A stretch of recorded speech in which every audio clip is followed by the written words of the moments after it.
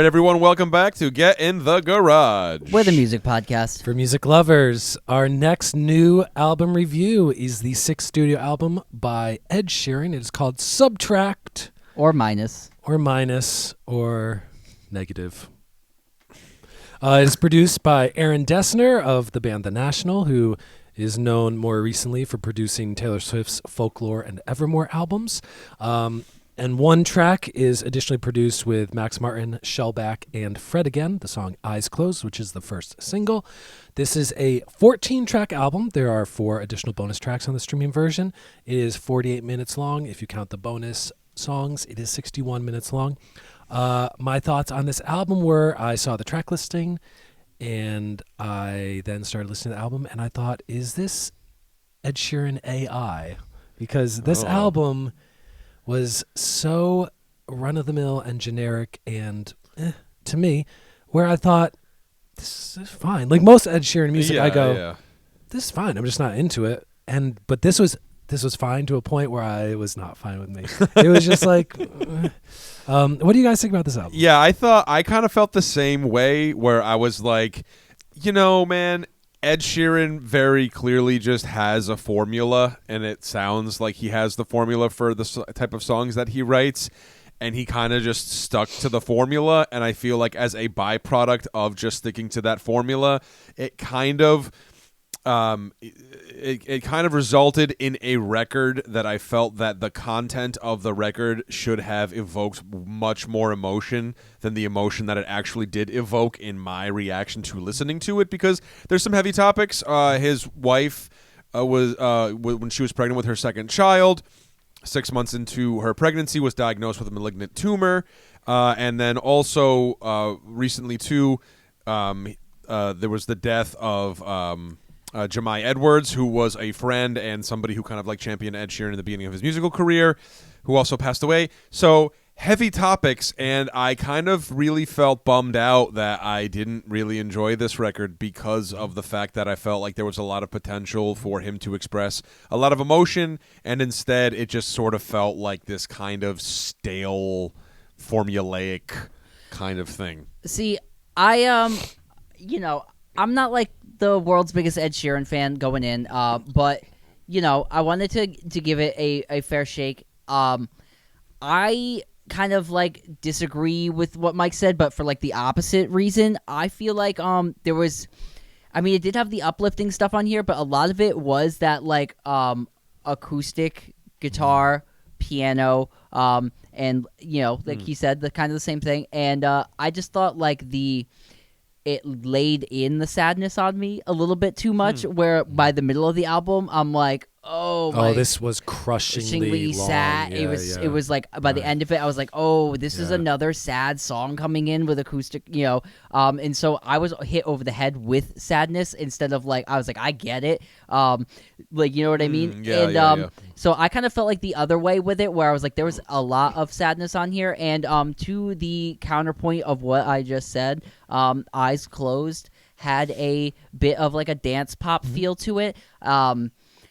And that was an interesting song because it was, he kind of he talked about his writing process on this one, where he was like, it started off as like a losing a girl, now I'm dancing with my eyes closed and I miss you, I see you everywhere kind of thing. And then his friend passed away, and he kind of changed it to the feel of that, and that's like one of the more up-tempo numbers on the song. I think like the narrative kind of gets a little confused in there. I'm still on like the girl thing when I like listened to it for the first time, and so I think like the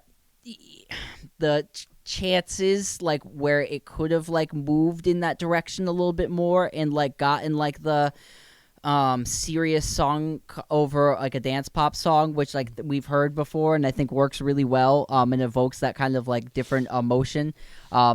So a bit of a miss thing there, but on the surface of that, it was like just a good modern pop song, one that didn't have a lot of like, crazy production or anything like that, but and that's where like a lot of it hit me. It was either like pretty okay pop songs, Dusty, another like one that on there. song. Yeah. And I thought like I tended to like the songs that were more upbeat pop yeah. songs on this record as opposed to the ones that were acoustic guitars. Do you guys kind of agree? Yeah, Yeah, I feel but the there's same way. only two of those. Yeah. I mean, it's Yeah. few and far between. Some things I enjoyed about this album, like Luke said, that song "Dusty." I like those blippy electronic little sonic things all over it. That kind of like chord change of the bridge that's very 80s, like it kind of is out of nowhere. Taylor Swift has done a lot of that type of chord change thing where you're like, whoa, left turn. But I enjoyed that. I thought my favorite song of the album was the song "Colorblind," which I think had the best vocal delivery of the album. I thought it had the perfect amount of like light delay and reverb on the vocals, and I enjoyed that as a ballad. And all the color metaphors I thought were good songwriting. You know, I just think his music in general is other than those couple of chances, it's so like the 4-chord thing, and it's so like a lot of the melodies I'm like, yeah, this is a hummable, memorable melody, but that's because it reminds me of melodies of his other hit songs. Right. There is especially like the song "Life Goes On." I thought that was it got to the chorus, and I'm like, is this Thinking Out Loud? Like, it is such a similar. I like the vocal on that one where it got a little gruffer at the end of the Oh, chorus. I did not like that. But because see, for me, like I was like where that because Yeah. his voice sounded a little bit different and gave like Right. a personality Yeah, of like some of like the unique characteristics Yeah. of his voice, and that's where I was like, okay, I kind of like that a little bit more Yeah. for him, a little bit more evoking of voice in a different way. I like the Irishy song, which is the closer on the standard version of the album, track 14, "The Hills of Alberfeldy." Yeah, I like that song. Co-written with a Northern Irish artist named Foy Vance. If you think what an Irish ballad sounds like, not full jig, but you know something you sing out to your sheeps. Like, I thought it was very nice. And Ed Sheeran has songs like that on usually one or two on every album. "Galway Girl" is one I can think of that comes to mind. Really, there's one song I was just like, oh boy, this is not my thing, and that was the song "Borderline," which had that falsetto chorus. Oh, the falsetto! Oh, Oh, my my God. god! Yeah, I know. I said the same. Yeah. Oh man. So that was rough to me. that was a actual rough moment, like because Oh man. like let's be straight, Yeah. like we're like reviewing this album, Yeah. but also we're just like this isn't like naturally for us anyway. But a lot of the songs Yeah. aren't like offensively No, bad; they're just no. more offensively like bland. Right. And that song is like one on here where I'm like, oh, that one actually feels like a bad song. Like Yeah, the yeah. rest of the stuff is like passively like good and listenable for the most part. Where that one, I was like, ooh. Like, we love Yeah. music, so that's why we talk about music. And it's like this album got to track 6, and I looked at my phone and I went, oh my god, this is only track 6. I had Like, a this similar, thing is yeah. gonna I had a be similar thing. I think "Borderline" for me is where everything really starts to take a nosedive. Over though, the because, borderline. Because Yeah. after, to talk about. Oh yeah, Borderline. I thought the Because rest it's of the like album was everything rough. else, and Yeah. then the hills of Aberfeldy. That's I'm Yeah. just like, oh, I perked up for a Yeah, second. I was like, exactly. oh, cool, it's a good song, you know. yeah. And I'm not saying that I'm not, Yeah. like the thing is that we pick nits here because that's kind of like our self-appointed sort of jobs. You know what I mean? In the Yeah. way that we're being critical and we're reviewing records and stuff like that. But the thing is that ultimately, like, you also, when you get to a point where we're at, where it's like we're listening to current and contemporary artists and stuff like that, his contemporaries are just kind of doing a better job, in my opinion, as far as like how instrumentally an album sounds. You know what I mean? The Lana Del Rey record was moody and dark and had all these sort of like emotional things about it, and the music sort of matched it. Here, it's not that the music doesn't necessarily match it as much as it's just like there's not enough variety for me. There's not enough ebbs and flows. You don't feel like you've kind of gone on this. I think that's what he's going for, though. Because Yeah. if you look at his albums, there's the plus, there's multiply, there's divide, there's equals, and then there's this. I mean, there's an album called like Number 6 collaborations in the middle, but each album, like the plus album is the debut, multiply is the second album, and he is adding more elements into the songs. Equals has like big worldview topics, equality type of thing. Divide was supposed to be like split, like one half acoustic, one half modern hip hop pop type production, and like he purposely this Subtract album was supposed to be like bare bones, acoustic guitar, singing, piano. That's why he worked with Aaron Dessner. Like on his previous albums, he had like multiple producers throughout the album, and this had one dude produce the whole thing, and then like other people come in for one song. So I think he was going for that Taylor Swift, Evermore, the stripped down, like, which I just think I would rather music in a way. I would rather things be bad than boring. And this was just like too much of his boring. I think he has a pleasant voice. I enjoy like 80% of what he does vocally. Like I don't want to turn off the radio when he comes on. Exactly, yeah. But I also like don't seek out his music, and I Right. definitely won't seek this out because Eyes Closed I enjoyed, Dusty I enjoyed, Colorblind I enjoyed, The Hills of Alverfeldy I enjoyed.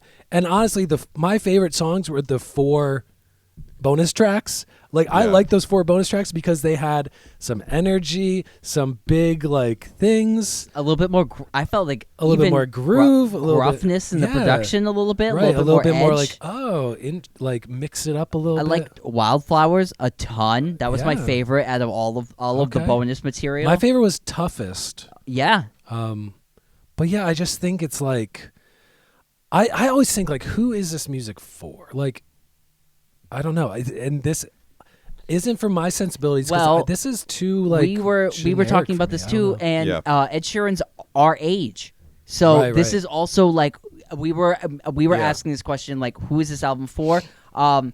It feels like it's for a younger person Yeah. still. It feels like he's kind of still making music for like college or just at a high school age, early 20s. So it still feels like it's kind of in that space and like it hasn't like grown with like maybe, but because he still kind of has a lot of same stylistic choices. One more thing of note on this album, it could also be kind of like a stylistic metaphor to water.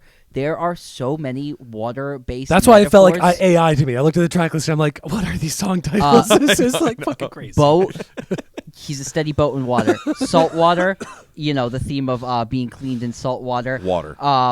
Vega has the crying in the rain, so you can't see. There's a little, Yeah. and I think there's more in there too. But there's like it's just Yeah. so much, a lot of water on this record. So I thought that Watery, yeah. thematically actually was a pretty interesting thing because I was like, oh, are you theming this with water? But then some of the other songs didn't have water in them, so Yeah. it It was was a comparison for Ed Sheeran. I was thinking about that because I've heard great things about his live show, about how he does all the live looping stuff. He has all the pedals around him to stomp on and feed tracks in and loops in. And like I think this would be more interesting live because it's Agree. him with an acoustic guitar and he would loop in little things. I was thinking like, is Ed Sheeran kind of like, is he like Sting of our generation? Like Sting is way artsy fartsier, but think about like the Sting Fields of Gold, shit like that. Like, like that kind of music. It's so like, it's fine and you'll hear it a billion times, but yeah. does Yeah. it stick with you beyond like the fact that the melody is an earworm? Like, Ooh, I don't know. Yeah, I haven't really thought another about person I that. was thinking about was another artist who's more from the rock side of things, technically, but the Canadian artist Bryan Adams, who has a number of songs. That's exactly how I Right? feel about Ed Sheeran Right. is Bryan Adams because Bryan Adams is a very popular artist Yeah. with like my mother's generation, Yeah. but like completely. Yeah. If you ask like me or like Alex, can you name one Bryan Adams song?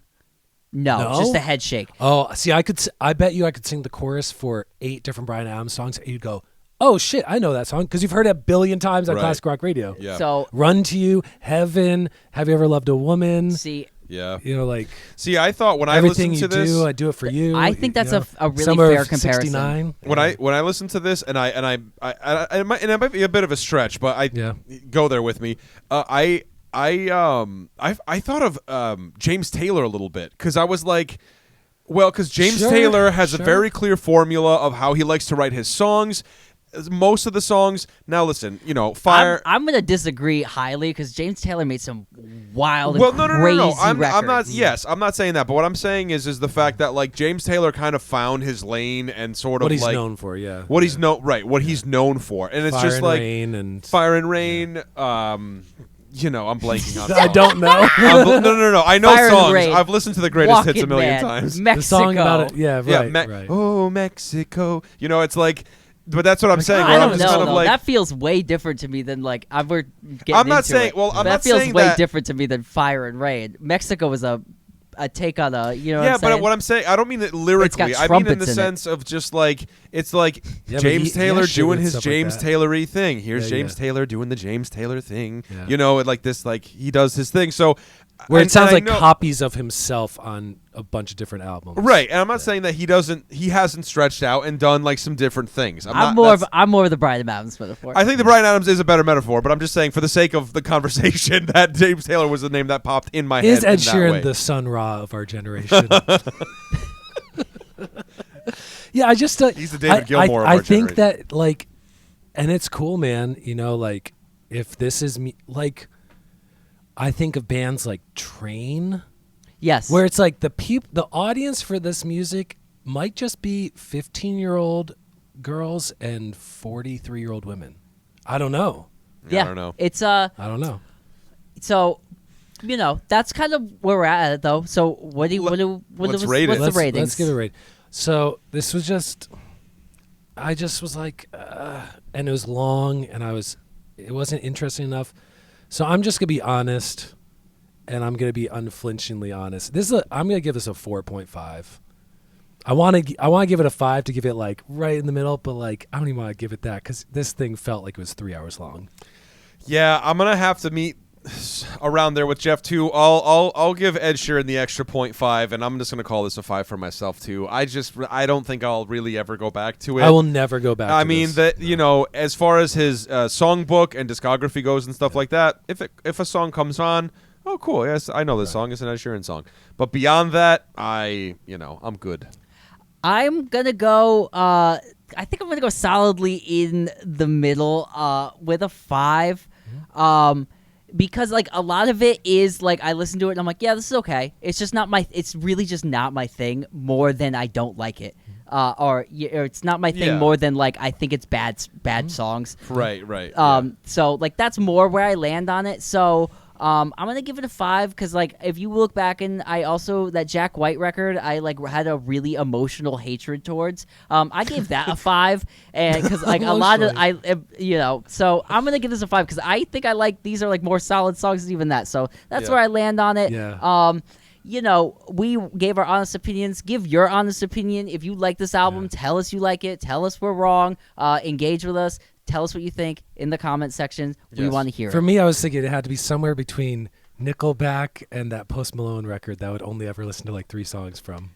Oh, I And just so want to I say, think 4.5 was right in the middle. I just want to say, it's no journey. every time that So post, it's no journey. every time I hear that Post Malone single, me and Alex heard it the other day at Willimantic Records. I like you, I do. I see you still. Dude, I want to go. I want to be friends. Go shopping in your Benz. I'm with you, Post Malone. I like that record. This has been Get in the Garage. This has been Get in the guys. Garage. Don't Do forget to like, comment, subscribe. Do you like Post Malone? Also, Do you let like- us know. Yeah, also let us know. But drop us a line, like, comment, subscribe, all that good stuff. Share it with somebody outside. We'll see you next week. Yeah, here. We're fine.